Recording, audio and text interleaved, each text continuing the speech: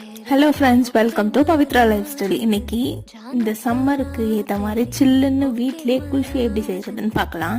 அதுக்கு ஃபஸ்ட்டு நான் சுகரை 4 டேபிள் ஸ்பூன் சுகர் எடுத்து பவுட்ரு பண்ணி அது கூட 2 ஏலக்காவும் போட்டு பவுட்ரு பண்ணி தனியாக எடுத்து வச்சுக்கிட்டேன்.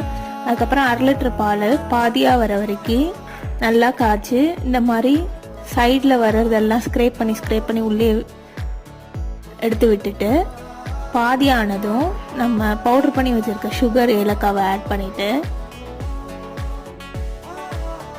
அப்புறம் 15லேருந்து 20 பாதாம் ஊற வச்சிருக்கேன், அதையும் அரைச்சி ஆட் பண்ணிட்டு அதுக்கப்புறம் துருவின பாதாம் பிஸ்தாவையும் மேலே ஆட் பண்ணிட்டு நல்லா கலந்து லைட்டாக திக்கானதும் இந்த மாதிரி மோல்டில் ஊற்றி வச்சுட்டு 4 to 5 hours வச்சு ஃப்ரீஸ் பண்ணிட்டு எடுத்து சாப்பிட்டோம்னா டேஸ்டான குல்ஃபி ரெடி.